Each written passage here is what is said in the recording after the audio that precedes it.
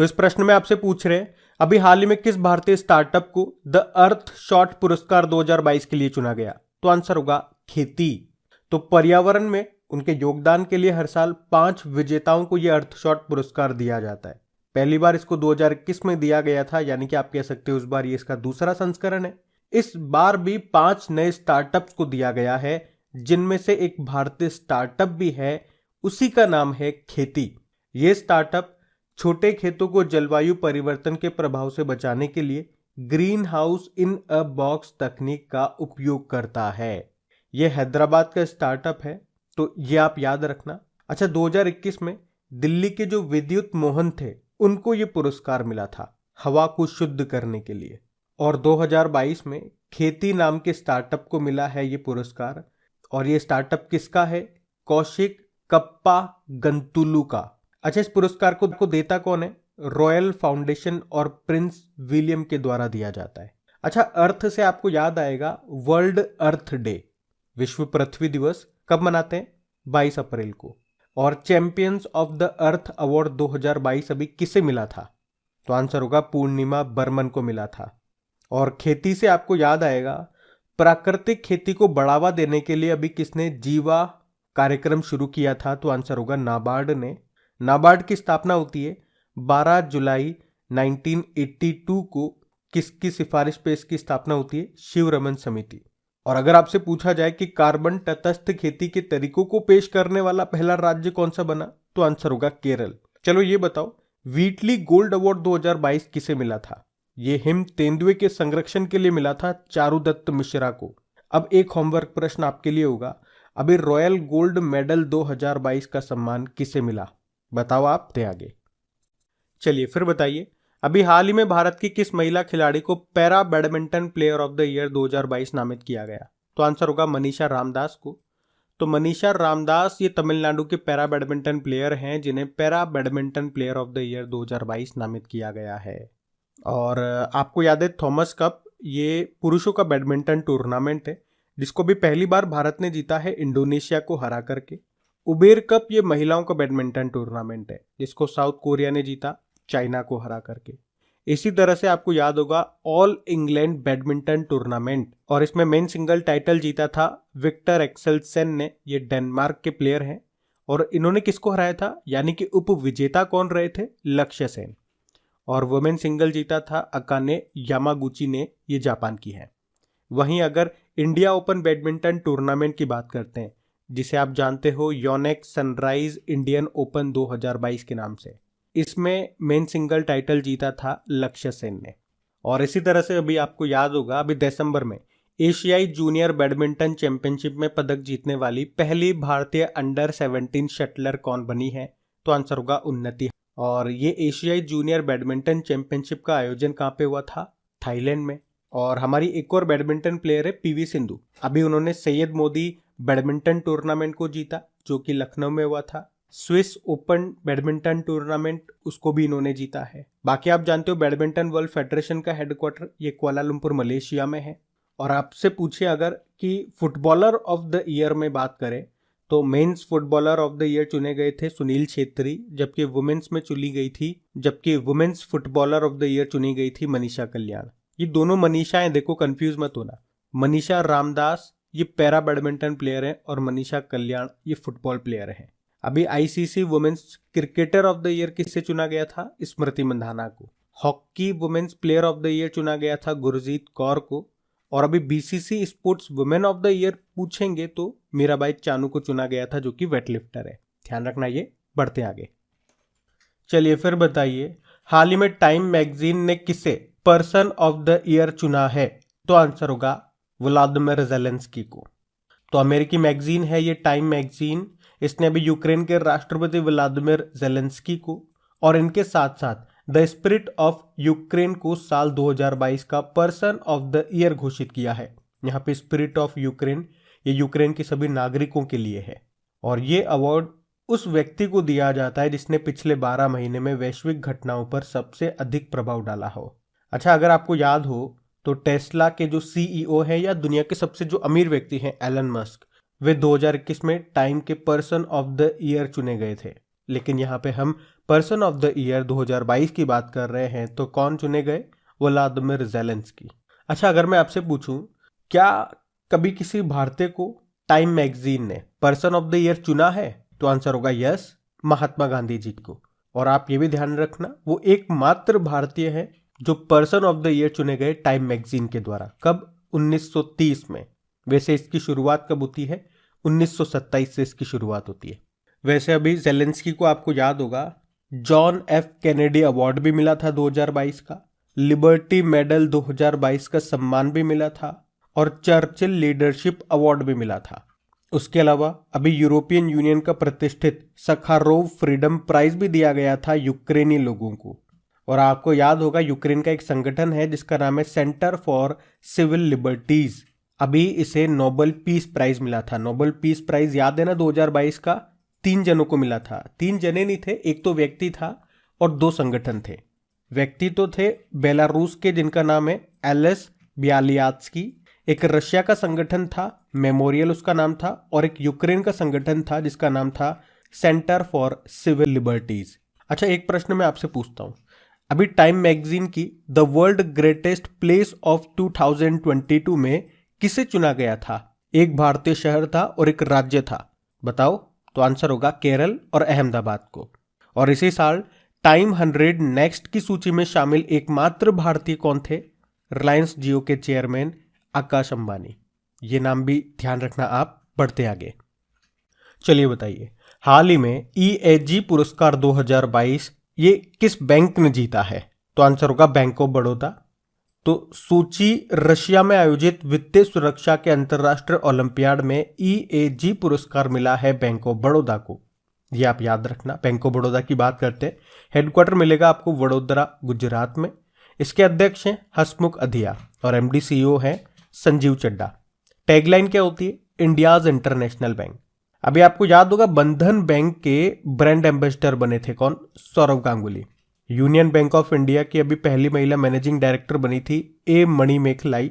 और SBI bank से याद आएगा, अभी उत्सव फिक्स्ड डिपॉजिट योजना इसने शुरू की थी और डल झील पे तैरता हुआ ATM इसी ने स्थापित किया था। तो ये भी ध्यान रखना। बढ़ते आगे, चलिए फिर बताइए, अभी हाल ही में किस भारतीय मूल के व्यक्ति को ऑस्ट्रेलिया में 2022 का प्रधानमंत्री पुरस्कार मिला? तो आंसर होगा वीना नायर। तो ऑस्ट्रेलिया में भारतीय मूल की विज्ञान शिक्षिका हैं ये वीना नायर, जिनको माध्यमिक विद्यालयों में विज्ञान शिक्षण में उत्कृष्टता के लिए यानी कि साइंस टीचिंग में एक्सीलेंस के लिए 2022 का ये प्रधानमंत्री पुरस्कार मिला है। और उन्हें ये सम्मान किसके लिए मिला? तो छात्रों के लिए स्टीम के व्यवहारिक अनुप्रयोग का प्रदर्शन करने और दुनिया में वास्तविक प्रभाव बनाने के लिए वे अपने कौशल का उपयोग कैसे कर सकते हैं ये सिखाने के लिए उन्हें ये सम्मान मिला है। आप जानते हो अभी राष्ट्रीय गोपाल रत्न पुरस्कार मिला था डॉक्टर संजीव कुमार बालियान को। फिक्की का लाइफ टाइम अचीवमेंट अवार्ड 2022 दिया गया है राजेंद्र पवार को। और सबसे इंपॉर्टेंट, 2022 के लिए यूनाइटेड नेशन एनवायरनमेंट प्रोग्राम ने champions of the earth award से सम्मानित किया है पूर्णिमा देवी बर्मन को। अच्छा, अभी याद होगा आपको। चलो मुझे बताओ, कितने भारतीय मूल की वैज्ञानिकों को ऑस्ट्रेलिया की स्टेम की सुपरस्टार में शामिल किया गया था? तो 3 महिलाएं थी, 3 भारतीय मूल की महिलाएं थी।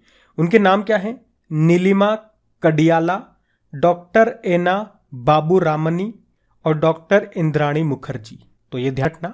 बढ़ते हैं आगे, फिर बताइए, अभी हाल ही में किस भारतीय मूल के व्यक्ति को अमेरिकी राष्ट्रपति लाइफ टाइम अचीवमेंट पुरस्कार से सम्मानित किया गया? तो आंसर होगा कृष्णा वविलाला को। तो अमेरिकी राष्ट्रपति हैं जो बाइडन। अभी इन्होंने भारतीय मूल के अमेरिकी नागरिक हैं कृष्णा वविलाला, इनको presidential life time achievement award से सम्मानित किया है। यह अमेरिका का सर्वोच्च सम्मान है और ये उन अमेरिकी नागरिकों को दिया जाता है जो अपने समुदायों के लिए उत्कृष्ट चरित्र, नैतिकता और समर्पण का प्रदर्शन करते हैं। कृष्णा वविलाला की बात करें तो ये मूल रूप से आंध्र प्रदेश से थे, फिर बाद में ये अमेरिका जाकर के बस गए। वे फाउंडेशन फॉर इंडिया स्टडीज के संस्थापक और अध्यक्ष हैं, ये भी ध्यान रख लो। बाकी शेहान करुणा तिलिका, आप जानते हो ये श्रीलंका के लेखक हैं। अभी बुकर पुरस्कार 2022 इन्होंने जीता था अपने novel the 7 moon of Maali Almeida के लिए। जबकि इंटरनेशनल बुकर पुरस्कार 2022 का किसने जीता है? 2 जनों ने, गीतांजलि श्री और डेजी रॉकवेल ने इनके उपन्यास का नाम है टॉम्ब ऑफ सैंड, जिसको लिखा तो गीतांजलि श्री ने है लेकिन उसको ट्रांसलेट किया है डेजी रॉकवेल ने। ए सेतु माधवन की बात करें, एजुत चंद पुरस्कार जीता इन्होंने, प्रसिद्ध मलयालम लेखक हैं ये। और आरफा खानम 2022 के लिए कुलदीप नैयर पत्रकारिता सम्मान इन्होंने जीता। अच्छा, कई बार एक कमेंट मुझे मिलता है कि आप बहुत स्पीड से पढ़ाते हो, तो स्पीड तो इतना तो रखना ही पड़ेगा, आप कंपटीशन के एग्जाम दे रहे हो, मजाक नहीं है, 10वीं 12वीं के एग्जाम नहीं है, लेकिन फिर भी लगती है तो कोई दिक्कत वाली बात भी नहीं है। यूट्यूब की सेटिंग में जाओ, उसने ऑप्शन दे रखा है, वहां पे स्पीड को आप कम ज्यादा करके देख सकते हो। कम लगती है तो ज्यादा स्पीड कर लो, ज्यादा स्पीड लगती है तो कम स्पीड कर लो, और ना ज्यादा लगती ना कम लगती तो फिर नॉर्मल स्पीड पे देखो। पर वीडियो को ध्यान से देखो, पूरा देखो, और जो भी इंपॉर्टेंट पॉइंट्स है उन्हें नोट्स में लिखते जाओ। अभी हम बढ़ते आगे।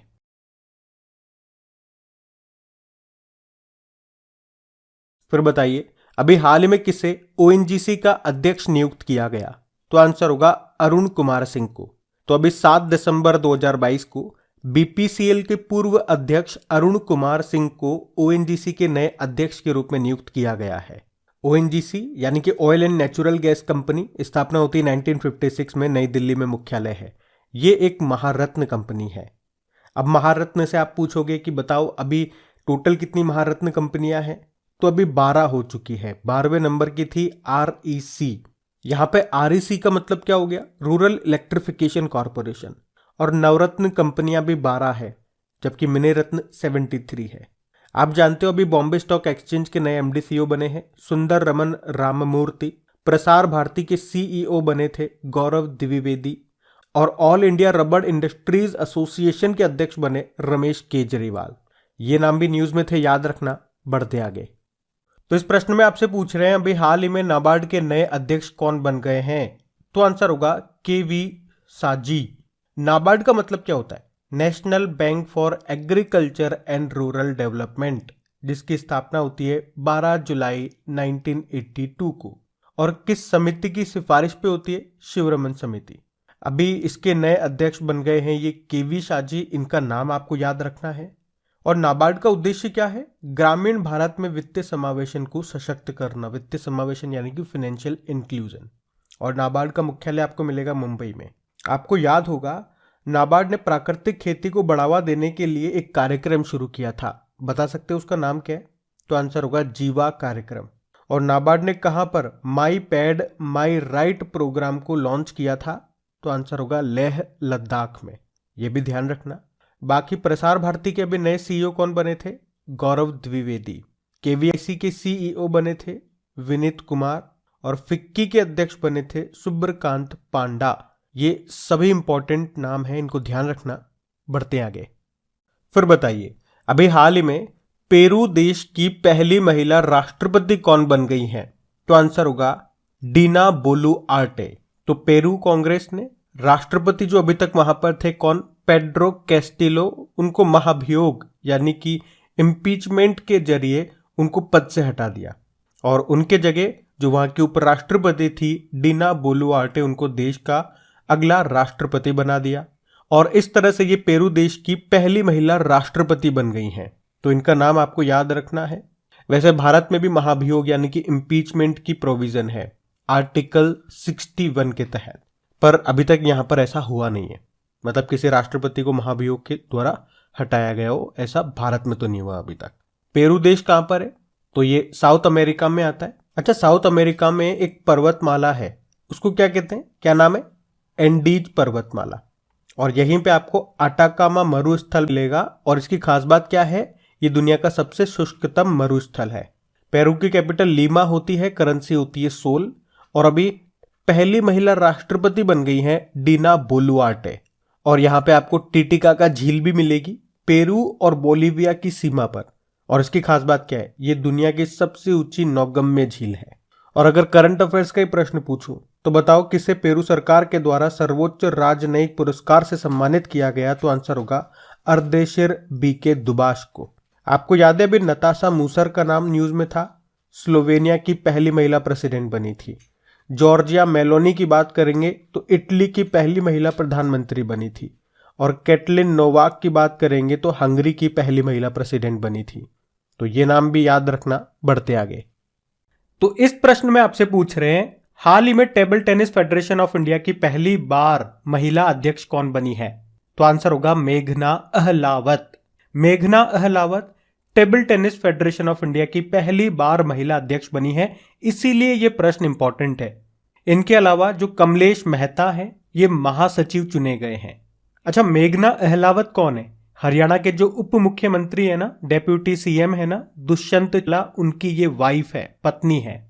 और जो वो खुद table tennis federation of India के पूर्व अध्यक्ष रह चुके हैं। Table tennis federation of India, इसकी स्थापना होती है 1926 में। और यहां पे देखो एक चीज बड़ी आसानी से मैं आपको यहां पे याद करा दूं, जो आपका इंटरनेशनल टेबल टेनिस फेडरेशन है उसकी भी स्थापना 1926 में ही होती है, जिसका हेडक्वार्टर आपको मिलेगा लुज़ेन, स्विट्जरलैंड में।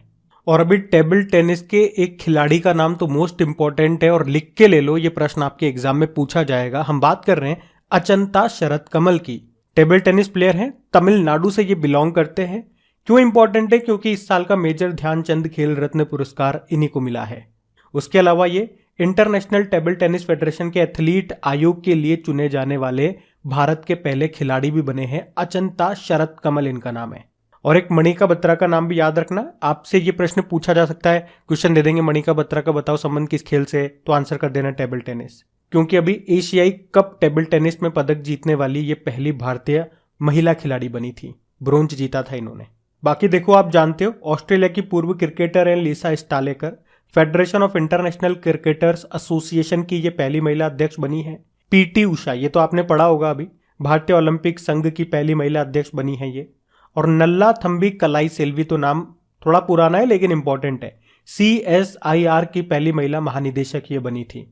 अच्छा, कुछ प्रश्न मैं आपसे पूछता हूं जो करंट अफेयर्स की भी हैं और इंपॉर्टेंट भी हैं। पहला प्रश्न सुनो, अभी पुरुषों के टेस्ट मैच में अंपायर बनने वाली पहली महिला अधिकारी कौन बनी? तो आंसर होगा क्लेयर पोलोसाक। ये भारत और ऑस्ट्रेलिया के बीच में जो मैच हुआ था वहां पे बनी थी। और ये है कहां से? ये ऑस्ट्रेलिया से है। अच्छा, इसी तरह का एक प्रश्न है कि अभी पुरुषों के फीफा वर्ल्ड कप में अंपायरिंग करने वाली पहली महिला कौन बनी? तो आंसर होगा स्टेफनी फ्रेपर्ट, ये फ्रांस की है। अब ये प्रश्न का उत्तर दो कि इंडियन वेटलिफ्टिंग फेडरेशन के अभी अध्यक्ष कौन बने थे? तो आंसर होगा सहदेव यादव। लेकिन अगर प्रश्न आ जाए कि इंटरनेशनल वेटलिफ्टिंग फेडरेशन के अध्यक्ष कौन बने, तब आपका आंसर होगा मोहम्मद जलूद। ये भी करंट अफेयर्स का ही प्रश्न है, नया अपॉइंटमेंट है ये। लेकिन अगर आपसे पूछे कि इंटरनेशनल हॉकी फेडरेशन के अध्यक्ष कौन बने, तो आंसर होगा मोहम्मद तैयब इकराम बने। ये भी करंट अफेयर्स का प्रश्न है। ये अभी एशिया हॉकी फेडरेशन के CEO हैं और अभी इनको इंटरनेशनल हॉकी फेडरेशन का अध्यक्ष बनाया गया, ऐसे याद रखना। तो इस क्वेश्चन में बहुत सारी इंपॉर्टेंट जानकारी आपको मिली है, सारे इंपॉर्टेंट अपॉइंटमेंट्स हैं, इनको आप याद रखना। हम बढ़ते आगे। चलिए फिर बताइए, दिल्ली नगर निगम में पहली ट्रांसजेंडर सदस्य कौन चुनी गई है? तो आंसर होगा बॉबी किन्नर। इन्होंने सुल्तानपुरी से चुनाव लड़ा और आपको बता दूं इनको बॉबी डार्लिंग के नाम से भी जाना जाता है। तो सुल्तानपुरी ए से जीतने के बाद वे दिल्ली नगर निगम की पहली ट्रांसजेंडर सदस्य बन गई हैं। और यह भी पहली बार होगा जब MCD यानी कि दिल्ली नगर निगम में कोई ट्रांसजेंडर सदस्य होंगी। अच्छा, मैं अगर आपसे पूछूं कि भारत का पहला ट्रांसजेंडर कम्युनिटी डेस्क कहां पे खुला, तो आंसर होगा तेलंगाना में। आपको याद होगा केंद्रीय सामाजिक न्याय और अधिकारिता मंत्रालय यानी कि social justice and empowerment ministry ने ट्रांसजेंडर समुदाय और भीख मांगने वाले लोगों के लिए एक योजना शुरू की थी। बता सकते हो उस योजना का नाम क्या है? तो आंसर होगा स्माइल। और बताओ ट्रांसजेंडरों को जॉब में आरक्षण देने वाला पहला राज्य कौन सा बना? तो आंसर होगा कर्नाटक। अच्छा, बांग्लादेश की पहली ट्रांसजेंडर न्यूज एंकर कौन बनी है? ये बनी थी तशनुवा। और ट्रांसजेंडरों के लिए एक डे भी होता है, international transgender day of visibility, वो होता है 31 मार्च को। आपको याद है, अभी लेटेस्ट करंट अफेयर्स का प्रश्न है कि इतिहास में पहली बार किस राज्य में 3 ट्रांसजेंडरों को टीचर बनाया गया? किस राज्य में, पहले तो ये बताओ। तो आंसर होगा कर्नाटक में। अच्छा, भारत की पहली ट्रांसजेंडर जज का नाम ही बता दो। तो आंसर होगा जोइता मंडल, पश्चिम बंगाल से। और भारत की पहली ट्रांसजेंडर पुलिस ऑफिसर कौन बनी थी? पृथिका यशिनी। तो ये डेटा भी याद रखना। अच्छा, दिल्ली के मुख्यमंत्री तो आप जानते हो ना, अरविंद केजरीवाल है। अभी एक केजरीवाल न्यूज में और थे, रमेश केजरीवाल। चलो बताओ, वो अपॉइंटमेंट में पढ़ा था आप लोगों ने, किस चीज में उनका अपॉइंटमेंट हुआ था, ये आप बताओ। होमवर्क प्रश्न है आपका। हम बढ़ते हैं आगे।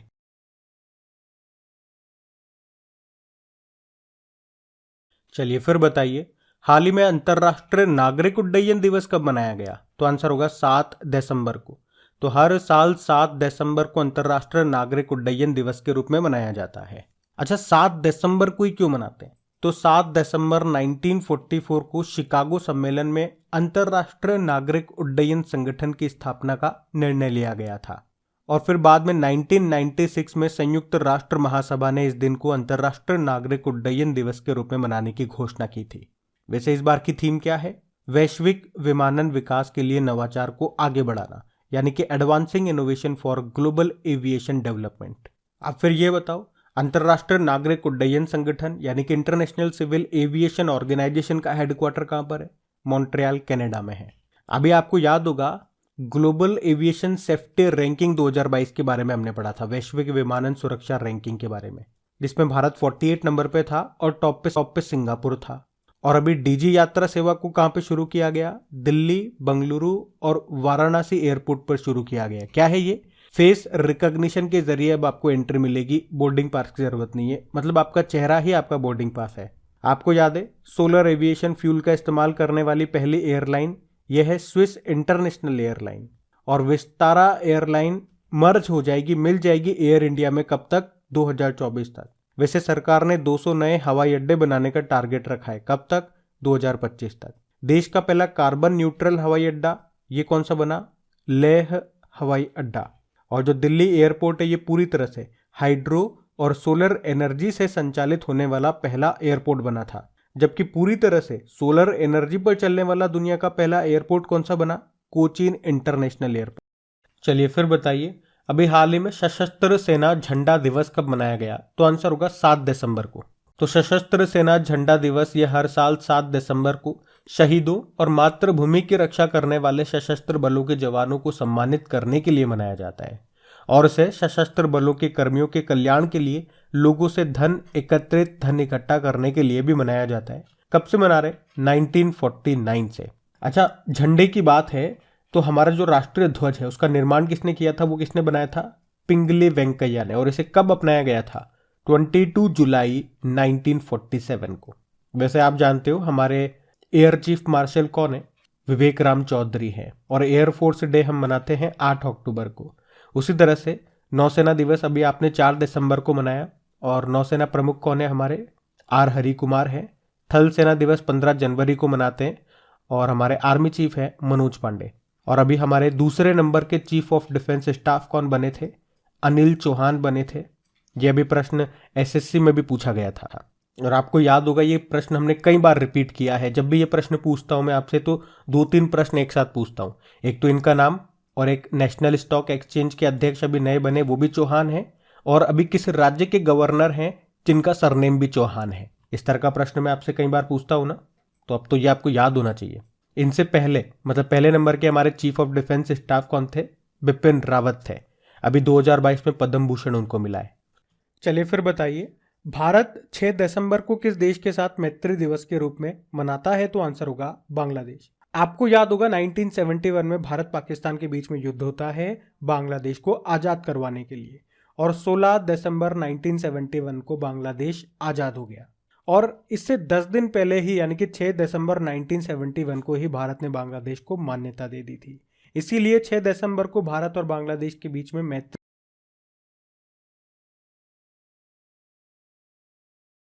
चलिए बताइए, अभी दिसंबर 2022 में विश्व भारोत्तोलन चैंपियनशिप 2022 में मीराबाई चानू ने कौन सा पदक जीता है? तो आंसर होगा रजत पदक यानी कि सिल्वर मेडल। अच्छा, पहला प्रश्न तो यही बन जाएगा कि वर्ल्ड वेटलिफ्टिंग चैंपियनशिप 2022 इसका आयोजन कहाँ पे हुआ? कोलंबिया में, कोलंबिया की कैपिटल बोगोटा में, जहां पे मीराबाई चानू ने सिल्वर मेडल जीता है 49 किलोग्राम कैटेगरी में। इन्होंने 2017 में गोल्ड जीता था, फिर 2019 में ये चौथे स्थान पे रही थी और अब 2022 में सिल्वर इन्होंने जीता है। टोटल भार कितना उठाया इन्होंने? 200 किलोग्राम का वजन उठाया, जबकि चाइना की जियांग हुआ ने 206 किलोग्राम का भार उठा करके गोल्ड जीत लिया। अच्छा, आपके लिए पहला प्रश्न तो यही बन जाएगा कि अभी इंडियन वेटलिफ्टिंग फेडरेशन के नए प्रेसिडेंट कौन बने थे? तो आंसर होगा सहदेव यादव बने थे। और इंटरनेशनल वेटलिफ्टिंग फेडरेशन का हेडक्वार्टर कहां पर है? लुजेन, स्विट्जरलैंड में है। और मैं अगर आपसे पूछूं कि IWF विश्व युवा चैंपियनशिप 2022 जो कि लियोन मैक्सिको में हुई थी, उसमें गोल्ड जीतने वाले पहले भारतीय वेटलिफ्टर कौन बने थे? तो आंसर होगा गुरु नायडू सेनापति। 55 किलोग्राम कैटेगरी में गोल्ड जीता था इन्होंने। और अगर आपसे पूछें जूनियर वर्ल्ड वेटलिफ्टिंग चैंपियनशिप जो कि ग्रीस में हुई थी, उसमें गोल्ड जीतने वाली पहली भारतीय कौन थी? तो आंसर होगा हर्षदा शरद गरुड़। और वेटलिफ्टिंग की जब भी बात आती है तो कर्णम मल्लेश्वरी का नाम आपको जरूर याद रखना है। इनसे प्रश्न कैसे बनता है कि ओलंपिक में पदक जीतने वाली पहली भारतीय महिला कौन थी? तो आंसर होगा कर्णम मल्लेश्वरी थी। सन 2000 का जो सिडनी ओलंपिक हुआ था उसमें इन्होंने ब्रोंज जीता था। ये वेटलिफ्टर है और अभी इनका नाम न्यूज में भी था क्योंकि दिल्ली स्पोर्ट्स यूनिवर्सिटी की ये पहली वाइस चांसलर बनी है। वैसे ओलंपिक में पदक जीतने वाले पहले भारतीय पूछेंगे तो केडी जाधव उनका नाम है, वो पहलवान थे। 1952 के हेलसिंकी ओलंपिक में उन्होंने ब्रोंज जीता था, कुश्ती में जीता था, पहलवान थे ना वो। तो ये सभी पॉइंट ध्यान रखना। बढ़ते हैं आगे। फिर बताइए अभी हाल ही में भारत के 77वें नंबर के शतरंज ग्रैंड मास्टर कौन बन गए? तो आंसर होगा आदित्य मित्तल। ये मुंबई के 16 वर्षीय शतरंज प्लेयर हैं। आदित्य मित्तल इनका नाम है और ये भारत के 77वें नंबर के शतरंज ग्रैंड मास्टर बन गए हैं। इनसे पहले 76 नंबर के बने थे प्रणव आनंद, वो बंगलुरु से थे। और उससे पहले 75 नंबर के बने थे वी प्रणव, वो चेन्नई से थे। और उससे पहले 74 नंबर के बने थे राहुल श्रीवास्तव, वो तेलंगाना से थे। आपको याद होगा अभी एशियाई महाद्वीपीय शतरंज टूर्नामेंट 2022 हुआ था, उसमें महिला वर्ग में विजेता रही थी पीवी नंदिदा, ये चेन्नई से थी। और ओपन वर्ग में विजेता रहे थे आर प्रज्ञानानंद, वो भी चेन्नई से हैं। और आपको याद है अभी 44वां शतरंज ओलंपियाड ये कहाँ पे हुआ था? ये पहली बार भारत में हुआ था, चेन्नई में, और इसमें विजेता रहा था उज्बेकिस्तान। और 2026 में जो शतरंज ओलंपियाड होगा वो उज्बेकिस्तान में होगा, जबकि 2024 वाला शतरंज ओलंपियाड वो हंगरी के बुडापेस्ट में होगा। अच्छा, अभी दुनिया के सबसे उम्रदराज शतरंज ग्रैंड मास्टर का निधन हो गया। उनका नाम क्या था? यूरी एवरबक। और जो हमने कहा फिडे शतरंज ओलंपियाड 2022 जो कि भारत में हुआ था, उसका शुभंकर भी याद रखना, मैस्कॉट थम्बी था। आप जानते हो हमारे पहले ग्रैंड मास्टर कौन थे? विश्वनाथ आनंद थे, जो अभी फिडे के वाइस प्रेसिडेंट भी बने हैं। फिडे ये चेस को रेगुलेट करने वाली बॉडी है और इनकी ऑटोबायोग्राफी है विश्वनाथ आनंद की माइंड मास्टर। और इन्होंने ही पहली बार यानी कि 1991-92 में राजीव गांधी खेल रत्न पुरस्कार जीता था। वैसे अभी इसका नाम बदल करके मेजर ध्यानचंद खेल रत्न पुरस्कार कर दिया गया, जिसमें पुरस्कार राशि को भी 7.5 लाख रुपए से बढ़ा के 25 लाख रुपए कर दिया गया। अब आप लोग कमेंट बॉक्स में टाइप करके बताओ कि 2022 का ये मेजर ध्यानचंद खेल रत्न पुरस्कार किसे मिला है, उनका संबंध किस खेल से है और वे किस राज्य से बिलोंग करते हैं। हम कई बार इसे पढ़ चुके हैं। और अगर आपसे पूछे पहली महिला ग्रैंड मास्टर कौन रही, तो आंसर होगा एस विजयलक्ष्मी। वैसे चेस डे कब मनाया जाता है ये भी याद रखना, 20 जुलाई को मनाते हैं। फिडे का हेडक्वार्टर मिलेगा आपको लुजेन स्विट्जरलैंड में। और यहां से एक स्टैटिक प्रश्न बनता है कि जो आपका चेस बोर्ड होता है उसमें टोटल नंबर ऑफ स्क्वायर्स कितने होते हैं? टोटल नंबर ऑफ कॉलम नहीं पूछ रहा हूं, टोटल नंबर ऑफ कॉलम में पूछूंगा तो आंसर हो जाएगा 64। टोटल नंबर ऑफ स्क्वायर्स पूछ रहा हूं तो आंसर याद रखना 204 होते हैं। ये प्रश्न पूछा जाता है कई बार एग्जाम में।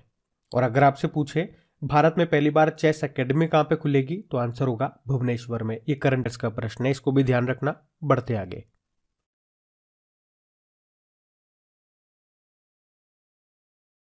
चलिए बताइए, अभी विश्व बैंक की रिपोर्ट आई है, उसके अनुसार 2022 में 100 अरब डॉलर प्रेक्षण प्राप्त करने वाला दुनिया का पहला देश कौन सा है? तो आंसर होगा भारत। तो अभी वर्ल्ड बैंक की ये जो रिपोर्ट है, पहले तो इस रिपोर्ट का नाम क्या है? Migration and development brief. और इस रिपोर्ट में बताया गया कि किस देश में प्रेक्षण धन यानी कि रेमिटेंस सबसे ज्यादा है। अब इसका मतलब क्या हो गया रेमिटेंस का या प्रेक्षण धन का?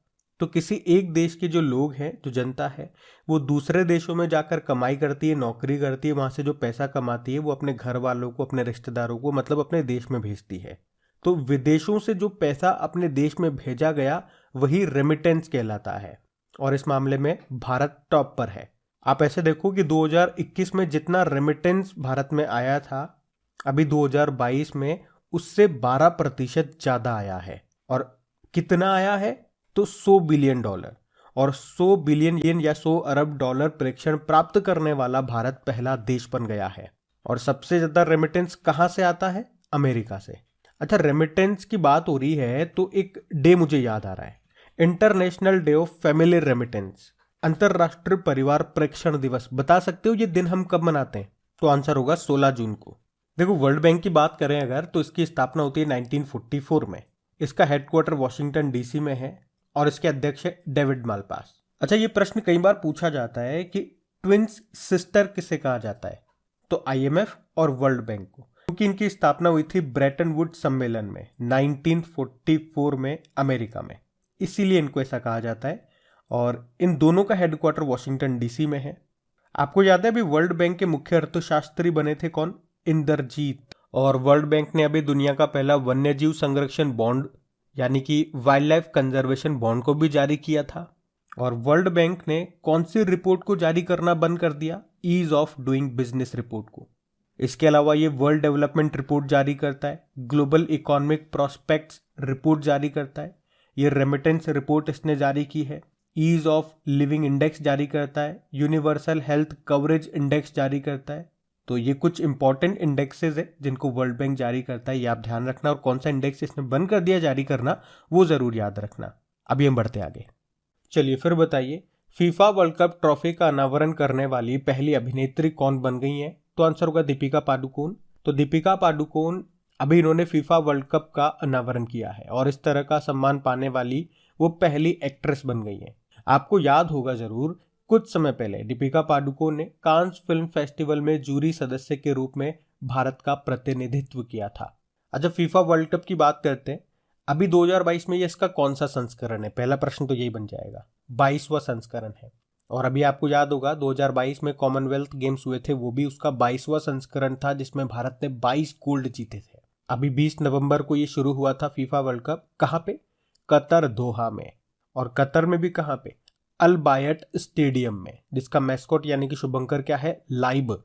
और इसमें जो फुटबॉल इस्तेमाल हुई है उसका भी नाम है अल रिहला, जिसका मतलब होता है यात्रा। इसको अदिदास ने बनाया और इस बार इसका ऑफिशियल स्पॉन्सर है बाईजूस। और अभी आपको याद होगा बाईजूस ने किसे ब्रांड एम्बेसडर बनाया था? चलो ये प्रश्न आप ही के लिए है कि बाईजूस ने अभी किसे अपना ग्लोबल ब्रांड एम्बेसडर बनाया था, ये आप बताओ।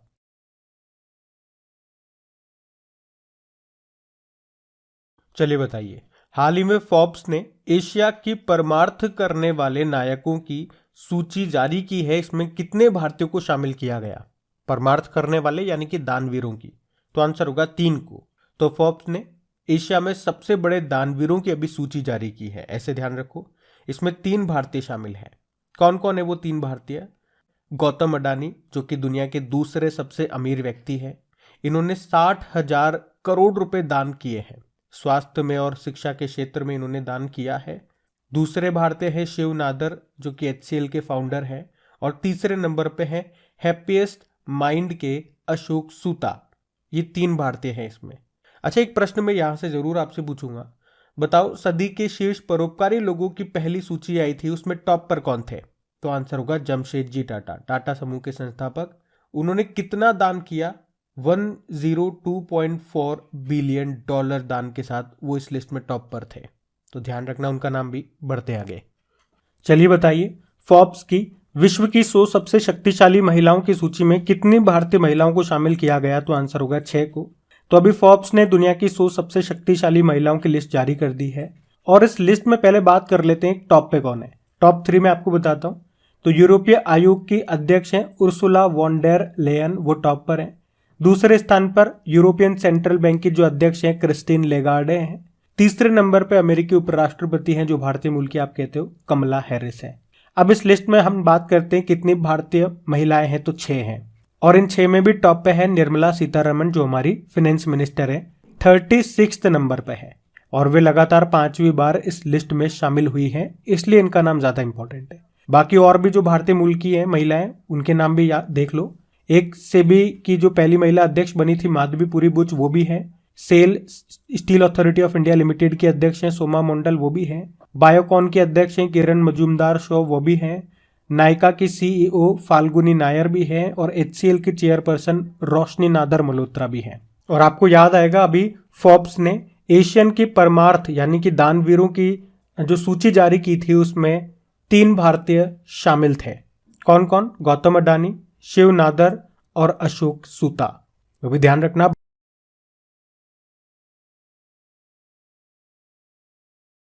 चलिए फिर बताइए, नवी विश्व आयुर्वेद कांग्रेस का आयोजन ये किस राज्य में किया गया? तो आंसर होगा गोवा में।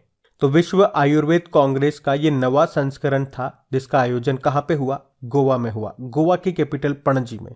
इसका उद्घाटन किया हमारे आयुष मंत्री, जो कौन है? सर्बानंदा सोनोवाल।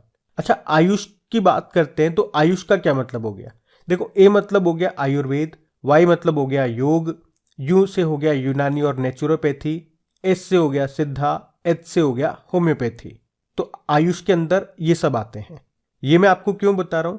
क्योंकि यहीं पे यानी कि इसी सम्मेलन में 3 राष्ट्रीय आयुष संस्थान देश को समर्पित किए गए हैं।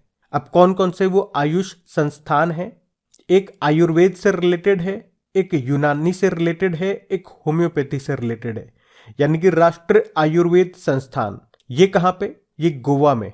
एक राष्ट्रीय यूनानी संस्थान ये बना है गाजियाबाद में, और राष्ट्रीय होम्योपैथी संस्थान ये बना है नई दिल्ली में। ये आपको और याद रखना है। अच्छा, आयुर्वेद की बात है तो पहले तो आपको याद आएगा एक आयुर्वेद दिवस होता है जो हम कब मनाते हैं? धन्वंतरी जयंती के दिन।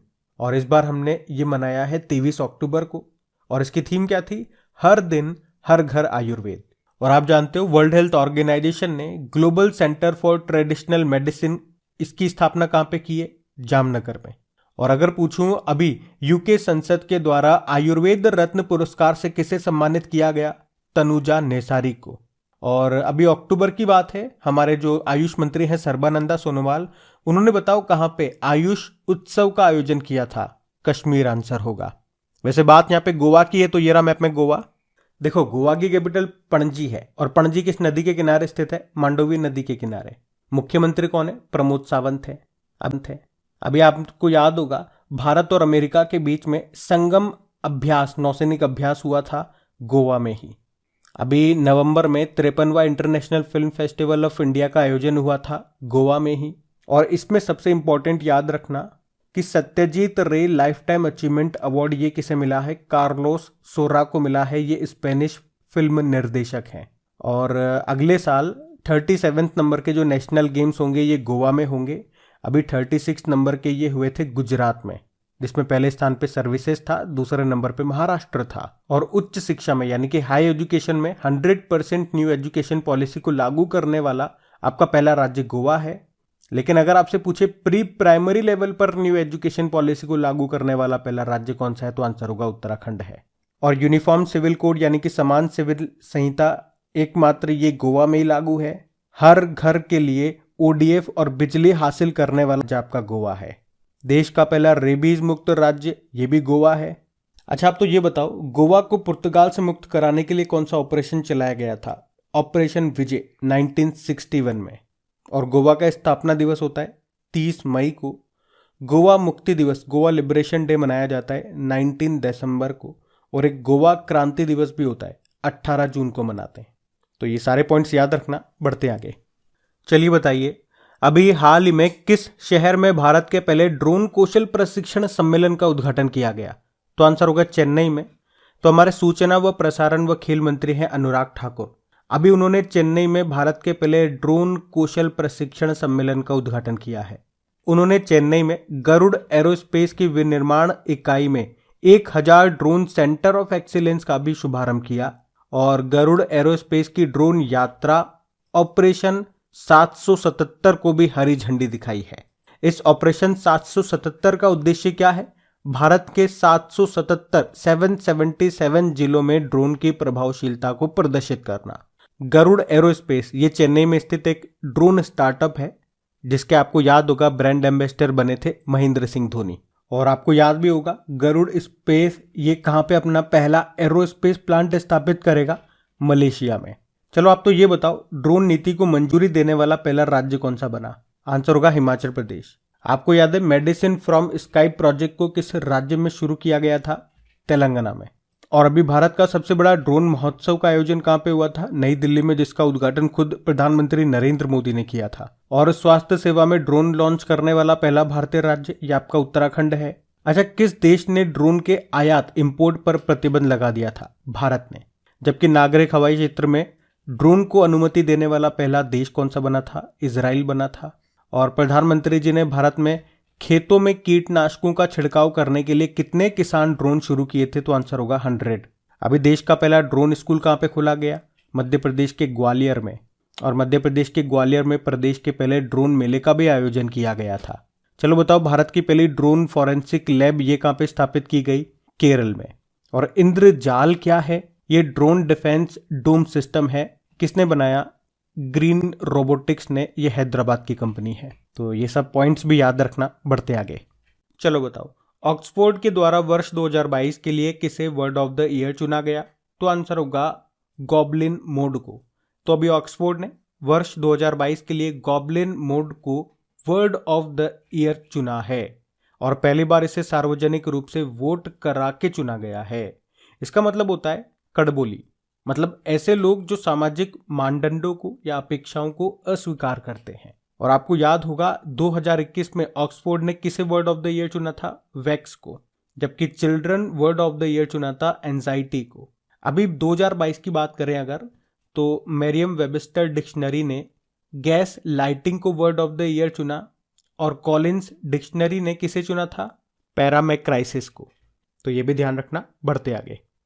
चलो बताओ, दिसंबर 2022 में पहली बार भारत मध्य एशिया के राष्ट्रीय सुरक्षा सलाहकारों की बैठक का आयोजन ये कहां पे किया गया?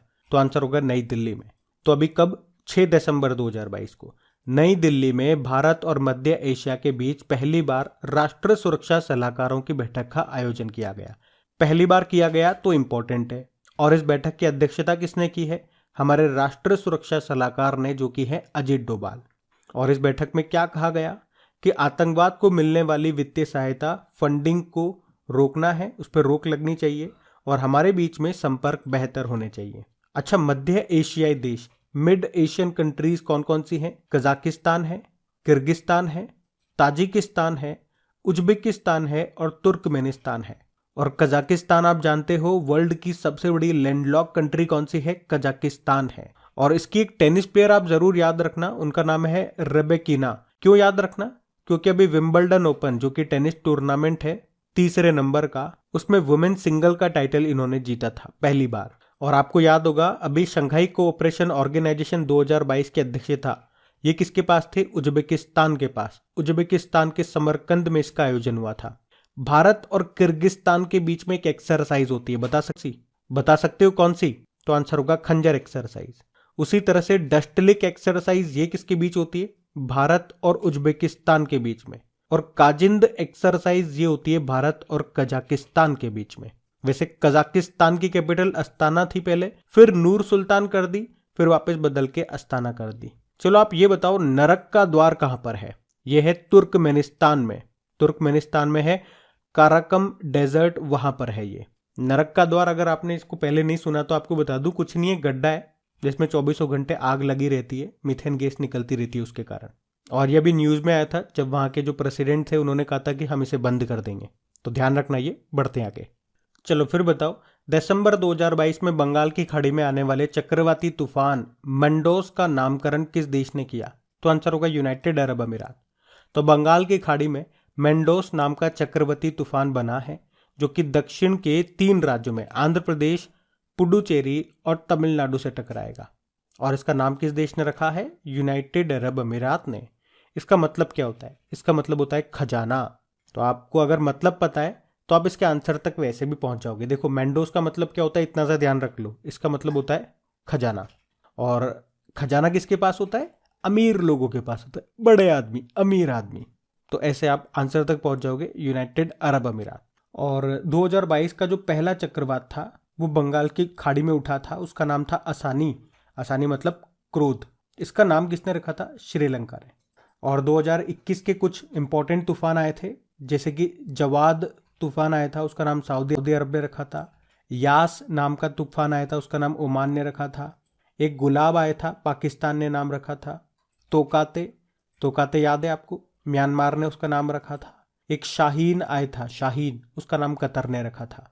तो ध्यान रखना, चलिए फिर बताइए, अभी हाल ही में किस देश में सेमेरू ज्वालामुखी का विस्फोट हुआ है? तो आंसर होगा इंडोनेशिया। तो इंडोनेशिया में है ये सेमेरू ज्वालामुखी, जिसे द ग्रेट माउंटेन भी कहा जाता है, और अभी इसमें विस्फोट हुआ है। लास्ट टाइम 2019 में हुआ था। इंडोनेशिया आपको पता है ये पैसिफिक रिंग ऑफ फायर में स्थित एक देश है, और इस पर जितने भी देश स्थित है ना पैसिफिक रिंग ऑफ फायर, यहाँ पे भूकंप वगैरह, ज्वालामुखी, सुनामी वगैरह जैसी घटनाएं रेगुलर बेसिस पे होती रहती है। अच्छा, आपको बताए इंडोनेशिया की नई कैपिटल क्या हो गई है? नुसंतारा। और जो इसकी पुरानी कैपिटल थी जकार्ता, वहां पे हेडक्वार्टर मिलेगा आपको किसका? आसियान का। अभी आपको याद होगा मोना लोआ ज्वालामुखी में भी विस्फोट हुआ था। ये अमेरिका के हवाई द्वीप पर स्थित है। वैसे इंडोनेशिया से आप 3 ज्वालामुखी याद रखना। एक तो माउंट सिनाबुंग ज्वालामुखी इंडोनेशिया में है, माउंट मेरापे ज्वालामुखी ये इंडोनेशिया में है, और ये आपने देखा सेमेरू ज्वालामुखी ये इंडोनेशिया में। अब कुछ और इंपॉर्टेंट पॉइंट्स मैं आपको यहां से बता रहा हूं जो आपके अक्सर एग्जाम में पूछे जाते हैं, ध्यान से सुनना। पहला प्रश्न तो ये पूछा जाता है कि पृथ्वी का सुरक्षा वॉल्व किसे कहते हैं? तो ज्वालामुखी को कहते हैं। और विश्व का सबसे ऊंचा सक्रिय ज्वालामुखी कौन सा है? माउंट कोटोपेक्स, ये आपको मिलेगा इक्वेडोर में। अच्छा, वो कौन सा महाद्वीप है जहां पे एक भी ज्वालामुखी नहीं है? प्रश्न पूछा जाता है एग्जाम में। तो आंसर होगा ऑस्ट्रेलिया। ये प्रश्न भी आता है कि भूमध्य सागर का प्रकाश स्तंभ लाइट हाउस किसे कहते हैं? स्ट्राम्बोली ज्वालामुखी, ये आपको मिलेगा इटली में। और किस द्वीप पर है? कई बार प्रश्न और डीप में जाके पूछा गया, किस द्वीप पर है ये ज्वालामुखी? तो आंसर होगा लिपारी द्वीप पर। इटली से काम नहीं चलेगा, आपको द्वीप भी याद रखना है, लिपारी द्वीप पर। और इसी तरह से इटली में है एटना ज्वालामुखी, ये है सिसिली द्वीप पर। वैसे इटली में विसुवियस ज्वालामुखी भी है। और भारत का एकमात्र सक्रिय ज्वालामुखी ये बैरन द्वीप पर है, बैरन ज्वालामुखी, जो आपको मिलेगा अंडमान निकोबार में। अच्छा, ज्वालामुखी में सबसे ज्यादा कौन सी गैस निकलती है? ये प्रश्न एग्जाम में पूछा हुआ प्रश्न है। तो आंसर होगा जलवाष्प, वाटर वेपर। और रिंग ऑफ फायर ये आपको बताया ना किस महासागर में स्थित है? प्रशांत महासागर में। अच्छा, माउंट एरेबस ज्वालामुखी ये किस महाद्वीप पे है? अंटार्कटिका में। तो ज्वालामुखी से संबंधित ये कुछ इंपॉर्टेंट प्रश्न है, ये आपको ध्यान रखने। बाकी आप जानते हो इंडोनेशिया के पास अभी G20 की अध्यक्षता थी 2022 में। कहां पे हुई थी? इंडोनेशिया के बाली में 17वें नंबर की बैठक हुई थी। और अब 2023 में G20 की अध्यक्षता भारत के पास है। कहां पे होगी? नई दिल्ली में। अभी इंडोनेशिया के साथ गरुड़ शक्ति नाम का एक्सरसाइज हमने किया था। और आपको याद है पुरुषों का बैडमिंटन टूर्नामेंट कहलाता है थॉमस कप, जिसको पहली बार भारत ने जीता है इंडोनेशिया को हरा करके। तो ये भी ध्यान रखना। बढ़ते आगे। फिर बताइए, दिसंबर 2022 में अंतरराष्ट्रीय पैकमैक एशिया सम्मेलन 2022 का आयोजन ये किस शहर में हुआ? तो आंसर होगा मुंबई में। तो पैकेजिंग के जो इंटरनेशनल स्टैंडर्ड्स हैं, जो अंतरराष्ट्रीय मानक हैं, उनको सामने लाने के लिए इसका आयोजन किया गया। तो अगर आपसे पूछे कि अंतरराष्ट्रीय पैकमैक एशिया सम्मेलन 2022 का आयोजन कहां पे किया गया? तो आंसर होगा मुंबई में। 7 से लेके 9 दिसंबर 2022 तक ये हुआ।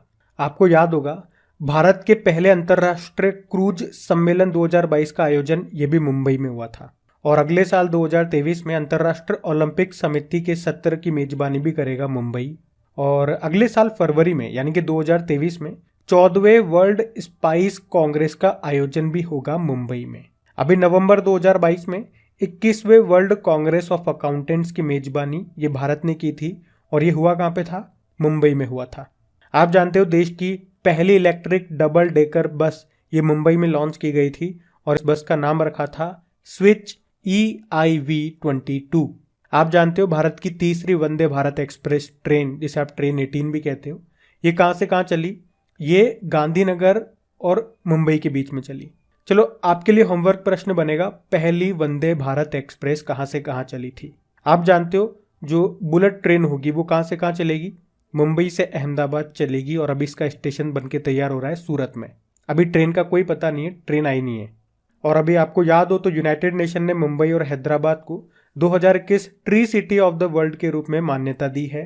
और याद रखना भारत के पहले ओपन एयर रूफटॉप ड्राइव इन मूवी थिएटर का उद्घाटन ये भी मुंबई में किया गया था। अभी आपको याद हो तो सैयद मुश्ताक अली ट्रॉफी को जीता था मुंबई ने हिमाचल प्रदेश को हरा के।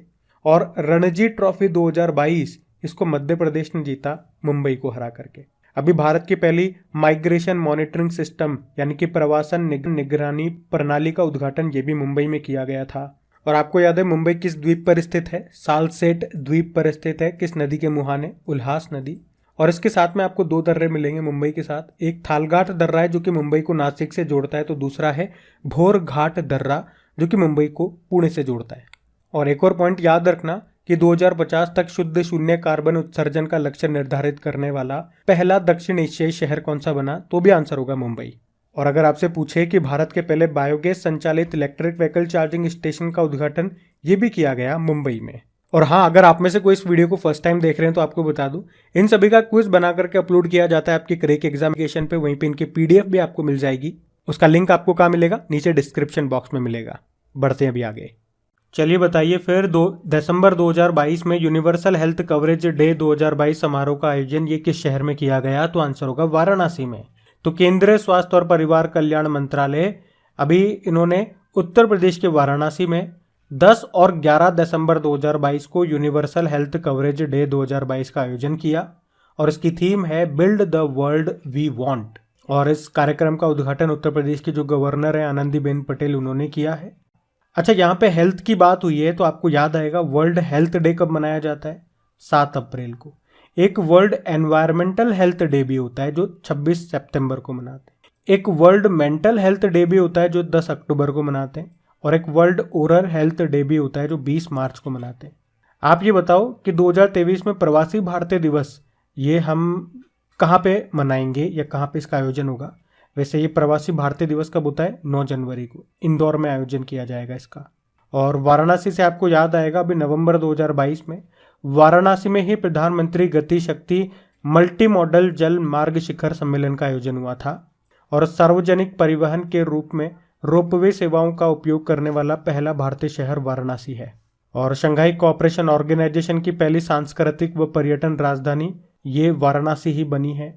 और अभी डीजी यात्रा सेवा ये दिल्ली, वाराणसी और बेंगलुरु एयरपोर्ट पे शुरू की गई है। और आपको याद है जनवरी 2023 में भारत की सबसे लंबी नदी यात्रा ये वाराणसी से ही शुरू होगी। वाराणसी से डिब्रूगढ़, असम के डिब्रूगढ़ तक। और उस क्रूज का नाम होगा गंगा विलास। याद रखना ये सारे पॉइंट्स। बढ़ते आगे। चलिए फिर बताइए, हाल ही में जनजातीय मंत्रालय के द्वारा किस राज्य में 1 दिवसीय अबुआ बुगिन होदमो, इसका मतलब होता है हमारा बेहतर स्वास्थ्य शिविर का आयोजन ये किया गया? तो आंसर होगा झारखंड में। तो अभी जनजातीय कार्य मंत्रालय ने, जिसके मंत्री हैं अर्जुन मुंडा, तो इन्होंने 4 दिसंबर 2022 को झारखंड के सरायकेला में 1 दिन का मेगा स्वास्थ्य शिविर इसका आयोजन किया। और इसका नाम क्या है इस शिविर का? अबुआ बुगिन होदमो, मतलब हमारा बेहतर स्वास्थ्य। अच्छा, अगर मैं आपसे पूछता कि विश्व स्वास्थ्य दिवस कब मनाते हैं बताओ, तो आपका आंसर होता 7 अप्रैल। अगर आपसे पूछता स्वास्थ्य सेवा के लिए ड्रोन लॉन्च करने वाला पहला राज्य कौन सा बना, तो आंसर होगा उत्तराखंड। अगर आपसे पूछूं गोप बंधु संपदिका स्वास्थ्य बीमा योजना, इसको किसने शुरू किया था? उड़ीसा ने। और अगर आपसे पूछूं सभी को मुफ्त स्वास्थ्य बीमा प्रदान करने वाला पहला राज्य कौन सा है, तो आंसर होगा राजस्थान। और उस स्वास्थ्य बीमा योजना का नाम है चिरंजीवी योजना। चिरंजीवी तो एक साउथ के एक्टर भी है ना। अभी आपको याद होगा 53वें International Film Festival of India, जिसका आयोजन अभी नवंबर में गोवा में हुआ था, वहां पे भी इनको एक अवार्ड मिला था, लाइफ टाइम अचीवमेंट अवार्ड मिला था मेरे ख्याल से। और ये जो राजस्थान की ये जो स्वास्थ्य बीमा योजना है ना, याद रखना इसमें बीमा राशि को 5 लाख रुपए से बढ़ा के 10 लाख रुपए कर दिया।